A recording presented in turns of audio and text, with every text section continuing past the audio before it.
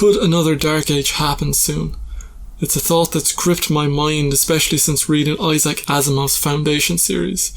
And while it might seem almost impossible to us who live in the midst of such an advanced civilization, I thought it would be worthwhile sharing one of my imaginings about how the world could end, how this entire dark age could crumble. So that's what today's episode of The Living Philosophy is about. Shared a video on a subreddit called Futurism some time back, and it was about Mars versus Earth, and imagining a time if there was a dark age on Earth, by the time we'd already created a city on Mars that was self-sufficient, then at some point in a few hundred years you could see an Earth versus a Martian kind of war happening, or interaction. It would actually be humanoid aliens for each civilization to meet.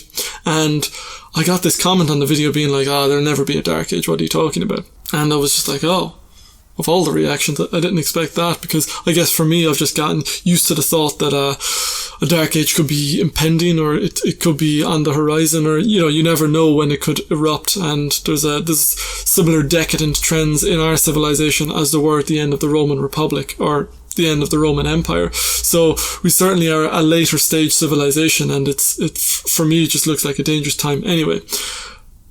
But of course we have less Huns and less barbarians knocking at the doors, so perhaps it could continue. But one scenario that I've been thinking about is global warming. And what we're looking at with global warming, I think a few months ago we saw the biggest iceberg to come off the Antarctic, and a gigantic ice shelf falling into the water. And this is happening every year. We're seeing this more and more icebergs falling, and the temperature of the earth is just beginning to rise, and it's going to start rising a lot more. And what we can see is that the ocean levels worldwide are going to start rising.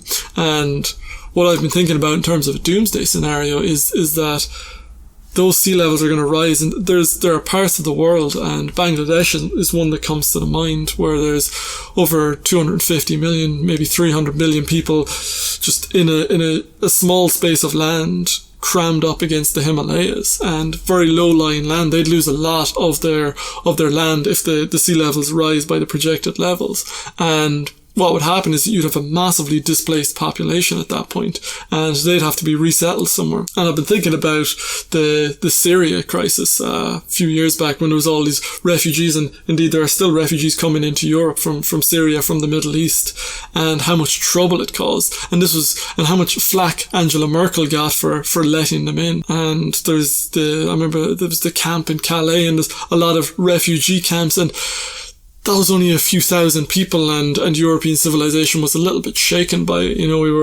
It certainly rocked the boat a bit in terms of people's reactions to it, and the effect it had on our culture. And even you could potentially see Brexit.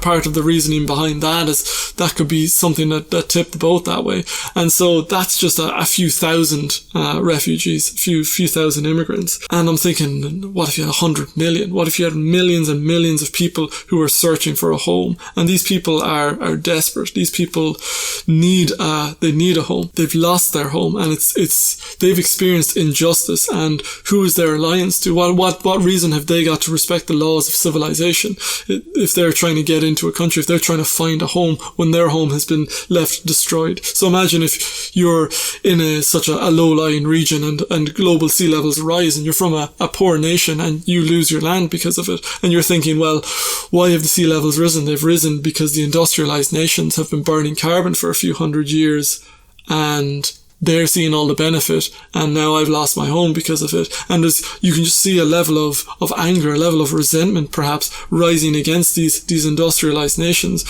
who seem to be more unscathed. Now, obviously the sea levels will rise here as well, and we'll lose a lot of land in the west, but we'll probably adapt a bit better. But imagine being in that situation, having thousands and millions of people who are in need of a new home, and how much we struggled relocating just a few thousand. And I was watching this documentary on the Irish famine, 2-part documentary that Liam Neeson narrated, and it was really interesting. He was talking at one point around 1847-48, there was beginning of mass immigration, and people who they'd been kicked off their bits of land because they couldn't afford to pay rent anymore because the potato crop had failed. They're in starvation. They've seen family die, and now they're heading to the ports to get on a boat to go to the States or over to Britain or Australia.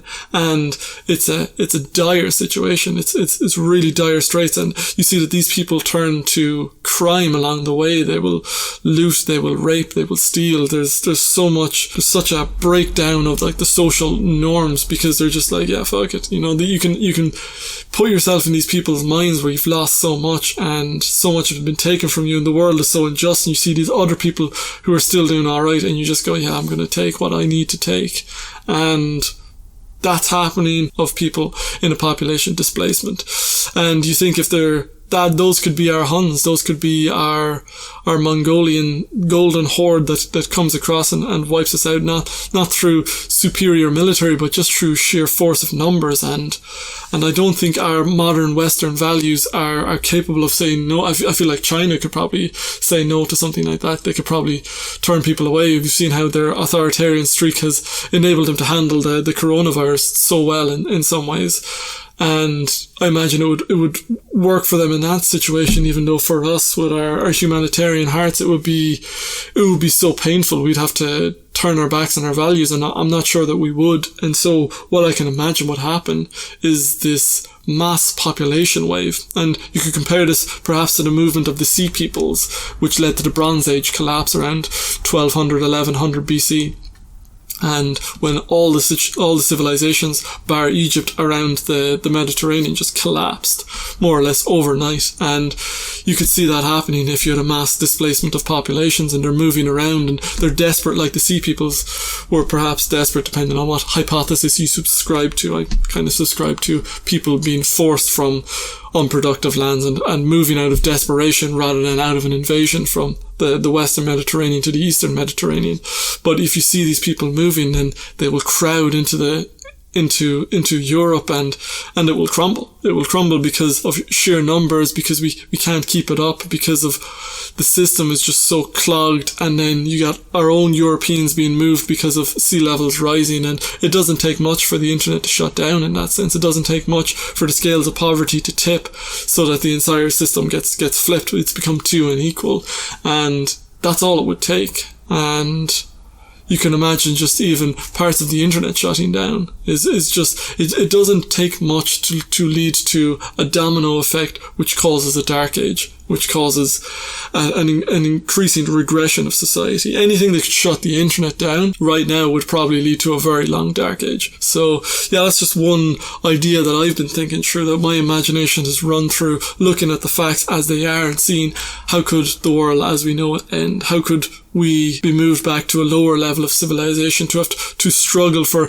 deeper levels of subsistence? And that's just one scenario that comes to mind. There are loads out there, but that's one that kind of particularly troubles me. So I just thought I would share that on today's episode. I hope you've enjoyed it. If you have, please give us a thumbs up and subscribe if you haven't already. And yeah, I'd love to hear from you down in the comments, any feedback, thoughts, insights. And otherwise, I shall see you next time. Thank you for watching.